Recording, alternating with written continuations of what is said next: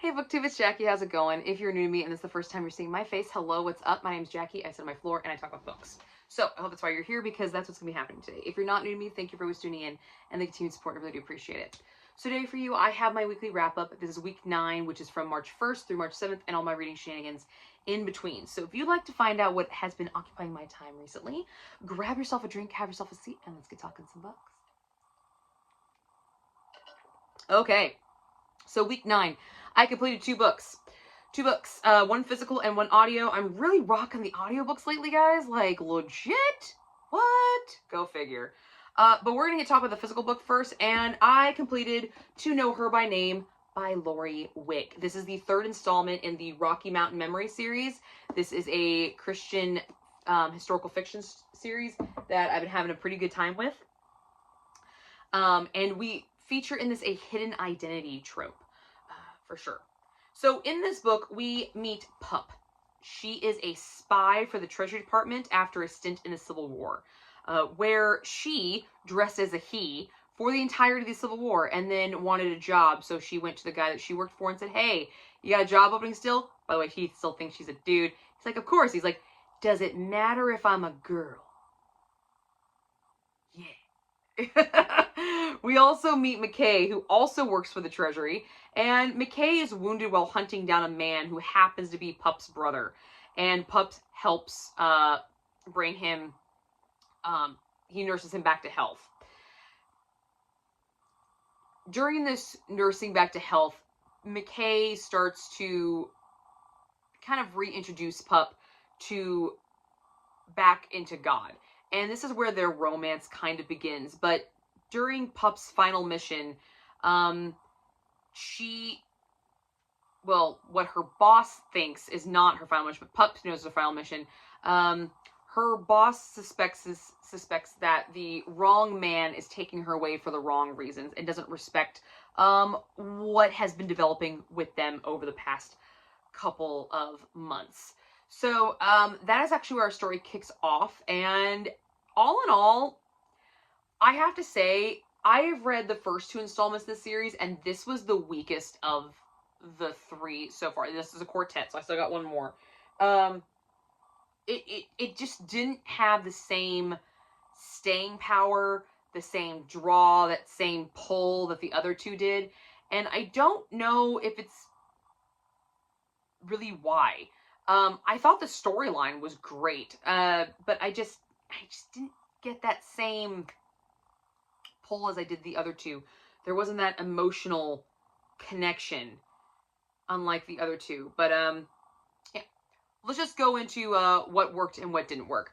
So what worked? The beginning of the story, nursing him back to health, their casual banter back and forth, Pup and McKay. I enjoyed the first part of this book when they were in her cabin and they were kind of getting to know each other. She wasn't really talking much because she's in her like mode of spydom, and she's like, no, I can't give away any information. So she does some of these little hiccups because she kind of like, that's why she gets her name, like a pup tripping over its legs. Because he doesn't really know what to do with everything. He's in his natural state, but not. And it kind of throws her.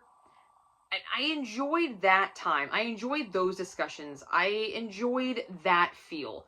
That's where I found probably the most relatable, the most relatability to this story.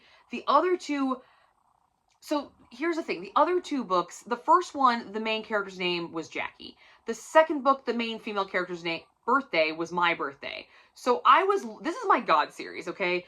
I was hoping that there'd be something in this book that like really spoke to me. And other than pretending to be a lot of things that you're not for a lot of your life, that was the only relatability thing that I had in this story. So I don't know if maybe a little bit of my opinion is a little skewed because I didn't have something so direct as the other 2, but I felt like this beginning part of this story is where I felt the most at home with this series, for sure.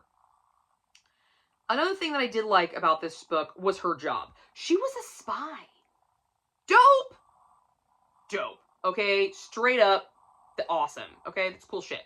And she was dressing and acting as a male, not a female. She was acting like a male. So I was like, awesome. Good for you. Way to rock and roll. Way to rock it, dude. That's awesome. I enjoyed that a lot. However, like I said, there wasn't that pull, except for the fact that when I was growing up, I had a bunch of groups of friends. Like, I used to be able to make friends with pretty much anybody. And I would kind of cater what they did. I would learn what they did because I like to learn things. One of my favorite things about me is that I like to learn new things and experience new things. And so I knew a lot about a little stuff, a jack of multiple trades, master of none sort of thing.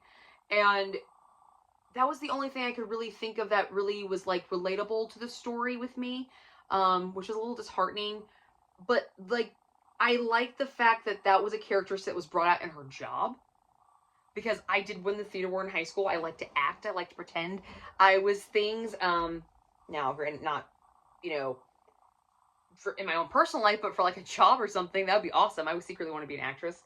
I always thought that would be one of the coolest professions ever, just to do whatever you wanted to be, and embody it and everything. So I do have a high respect for a lot of actresses and actors, because what they're doing is really cool. And I enjoyed that. Even in a historical time period, we still had that feel. I thought that was neat. But all in all, that's all that really hit for me with this book. Now, what didn't work? Honestly, I felt like the religion in this book was really forced. And the other two were not like that. At all. That's why it was so weird. I'm sitting here reading this, I'm like, what? It felt very forced and, for lack of a better term, very born again. Like, I've rediscovered God, so let me tell the world about it. That's awesome. Great. But you're being a jackass about it. Like, these people don't want to talk about it right now. They have a job to do. Like, I get that it's important to you, but, like, come on. And, I'm on this journey and I'm, refinding my relationship with Christ. So I get when you feel connected and you want to share it with people. I do. But it was the way she was written with wanting to share it. Like, she would be asking McKay about a Bible passage, okay? Asking. And he would start talking and she just go into another place. It's not like she was zoning out, she wasn't listening. She was so intent that everything else just disappeared. She completely zoned out except for what he was talking about. And it was like every single time, like a coming to Jesus moment. And a reimagining, an reopening of her eyes every single time. Once, totally got. Twice even, maybe. But it was every fucking time a Bible got brought out, a Bible verse got mentioned, anything. Okay? Anything. It was automatically like, oh my God, it's so Jesus. Look at it. I'm like, no, I'm not doing this. No. I went to Catholic high school, not doing it. That annoyed the crap out of me. The sad thing is the other two books weren't like that.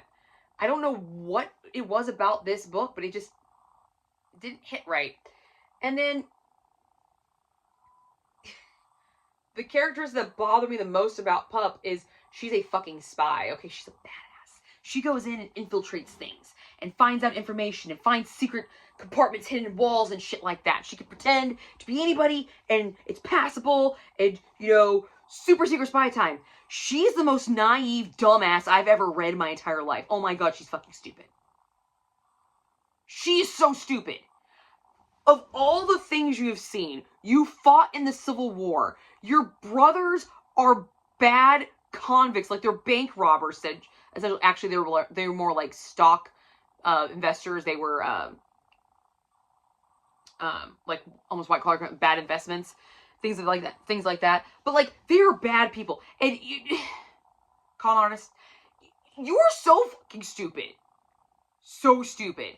Now, the religion thing, I kind of get because it wasn't a high thing for you to, grow up with. Bitch, you can't even, you put an eggshell in a fucking pot. Okay, I've eaten some bad. I wasn't always a good cook, okay? I wasn't always a good baker. I made these brownies one time. Not even brownies. They weren't even brownies. I was trying to make little banana bread muffins, okay? Little banana bread muffins, and I overcooked them till they were burnt to a little crispies. They were little crispies. So crispy that my husband came home and said, I smell banana bread, but I see chocolate muffins. Like, that's how bad they were, okay? But you live alone in a cabin in the middle of fucking woods, and you're telling me you can't take care of yourself? What? But you can nurse this dude back to health. Okay, I just, some of the things that she did were just so naive and stupid, but she was a total fucking badass. I'm like, it doesn't make sense. This character does not make sense. She just didn't. So that was a really big hit for me on that one. Now, this is a romance. There is some romance in it. And it was a nicely done romance. It was very slow and steady, and I do appreciate that a lot. But when it comes to a spice rating, there is not a puff because this is Christian historical fiction, so there's not much. But there was this one innuendo scene, which I thought was really kind of cute on McKay's part. So Pup is playing this maid named Inga, where she has these blonde braids, and she's kind of talking like, you know, Inga, I came for you. You know, I can't even do the fucking accent, okay? I'm not gonna try to fucking do it.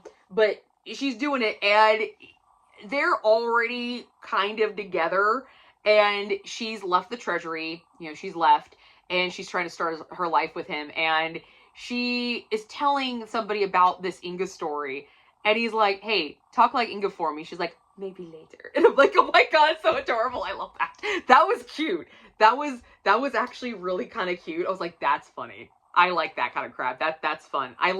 There was a lot of playfulness like that. It wasn't so in your face that it was like sex dripping, but it was very innocent, but it was very tongue-in-cheek. Like, I get you. I don't know exactly what you're talking about, but you are completely safe to say this around children right now because nobody understands. I like the inside jokes. It was good. All in all, I gave that book, I believe, just 3 stars. Yeah, I think it was just a 3-star for me. Yes, this was only a 3 star, so this has actually been the lowest rated book of the series so far. I've got one more in this series. Fingers crossed it kind of picks up.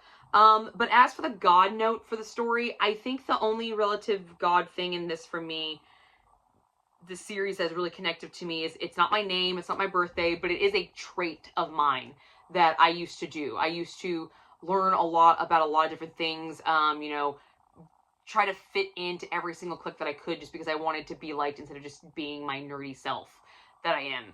But if I hadn't have done that, I wouldn't know as much as I do about random things. So I think my series is still speaking to me. I think it is. I think it's still speaking to me. So I'm happy that it's still there for me. It's just not as concrete as the other. But not all messages are black and white. Sometimes you have to dig a little bit for them. So fingers crossed the 4th one is gonna do it for me. So. Now, the last book I completed in week 9 was another nonfiction book. I'm hitting the nonfictions guy this year. I don't know why, but I'm feeling it. And that was Alex Kershaw's Escape from the Deep, a true story of courage and survival during World War II. I picked this up because I'm also doing my 250th anniversary where I'm trying to read a book from every single conflict the Americans have experienced and one from each 13 colonies. I have a bingo board. It looks like this. Yeah, that's what it is. My 250th challenge. This is my bingo board. If you'd like to take part of this, you're more than welcome to. Have at it. Go for it. I will link the Google Drop file in the down box below if you want to take part of it, because I also have just a 13 colony challenge, which is a little bit simpler to do if you don't want to do the bingo board. But this one reason why I picked this one up, but also it just seemed really, really interesting. I don't realize submarine warfare books, which is what this one is. So this is World War II Submarine Literature, nonfiction, audiobook by Fred Sanders, and it features war and conflict, military, and very inspirational. So this is the true story of the 9 surviving submariners of the USS Tang that sank during World War II and how they survived the sinking and their time as POWs under Japan's control. So what worked? The pace of the story. I loved it. It was spot on. I did not want to put this thing down. Like, when I was listening to it, I was in it. I was there. There was no, like, back audio sounds for, like, radar or sonar or anything like that, but it really felt like, I know what those sound like. I've seen enough submarine movies to know what that stuff sounds like. So I felt like I could hear it in the background, but it wasn't actually playing. He really brought in that ambiance of that camaraderie, being that close quarters with people, and just kind of the overall feel of this story. I really had a good time with it. Lots and lots and lots of primary evidentiary support, because all of these men, these 9 men survived, and they told their story. And the last one died, I want to say it was recently. I cannot remember off the top of my head. They are, as of this video being uploaded, they have all passed. But there was a few of them around when this book was released. So, I believe he actually got to speak to some of them. And of course, their family members and the surviving records. So a lot of primary evidentiary support, which is always nice when you're writing a historical piece. The more primary sources, the better.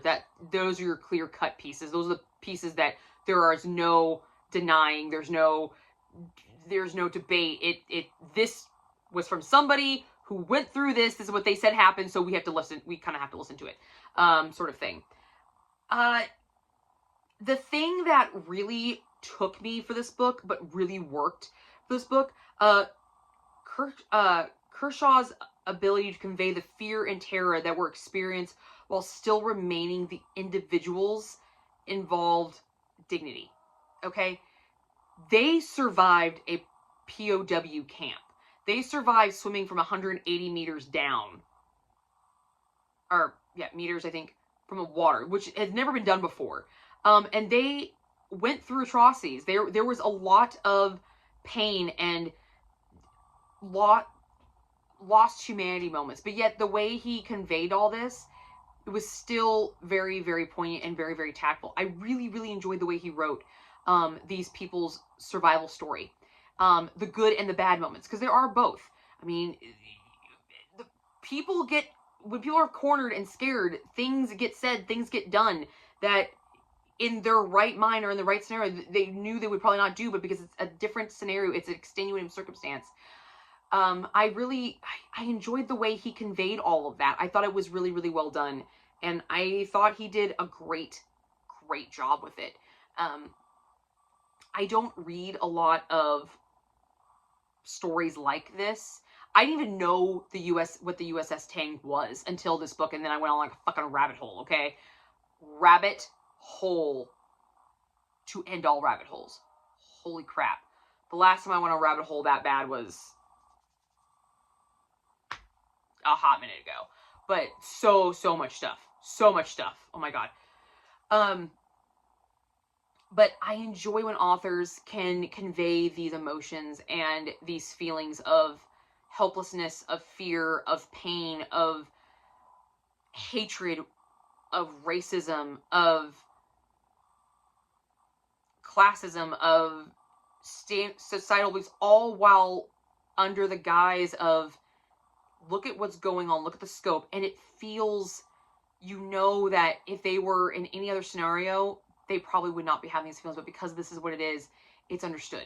And you can kind of relate to it. But I really, really enjoyed the way he did it. I thought he did a really great job with it, telling their stories and doing them justice and telling the truth. And no matter how deplorable and scary it was, he told the story. He wasn't afraid to say it. And I applaud his guts for that. That takes a lot. And it takes a lot for someone to trust somebody with that story on top of it. Those people trusted him. Those families trusted him with this story. And those real emotions, those real human emotions at those crucial times. I just really appreciated that immensely. Because you don't get that a lot. You get a lot of whitewashing or sugarcoating instead of just telling how it really was. The reality of the history, the good and the bad. History is made of both. And I thank Alex Kershaw for not shying away from both. He included both. And I really appreciate that a lot. The only thing that I felt didn't work in this book for me was the fact that I had it on audio. I feel like I would appreciate this much more if I physically read it. I really, nothing against the narrator. I don't think he did a bad job. I think he did just fine. But I feel like me and the way I feel about history and the way I feel about people's stories, I feel like this would have been much better if I had read it myself. Instead of having somebody convey in their own beliefs of how lines were delivered and things of that nature. I feel like I would have much more appreciated a physical read of this. So I do plan on picking up some more Alex Kershaw, but I'm going to be physically reading him for sure. All in all, I gave this thing 4 stars. I had a great time with this. It met one of my challenges of reading something from World War II. I don't read a lot of, like I said, I don't read a lot of Submariner stuff. My dad was Navy, so I do have a pretty good feel for Navy history, but nothing to do with submarines. My dad was a flight mechanic. He was on aircraft carriers. So, go F-14s? Yeah, go F-14s, baby. So this was definitely a really interesting thing to read about. And then just the amount of rabbit holes I jumped down for this story, just finding out more and more about this story and these people. It was really cool. That's one of the coolest things about history and history stories, is that they open up so many portals to other things that are crucial to you, and you can feel and you can see and you can touch and you can understand and you can relate to. Someone who's never gone through this kind of thing but can understand the human experience in it and respect it. And I just really, really had a good time with this. I'm really enjoying this nonfiction journey I'm on. It's kind of weird. I don't know what's happening, but I'm having a really good time with it. Really good time. So, but that's what I completed in week 9. Not one of the best weeks, but it's not a horrible week. I had another 4 stars. So far this year's killing it. Got some pretty good stuff underneath my belt and some pretty good nonfiction. Got some more progression, some more series. So yeah, all in all, I'm doing pretty good. But that's what I got for you guys. I will see you guys all soon with another video.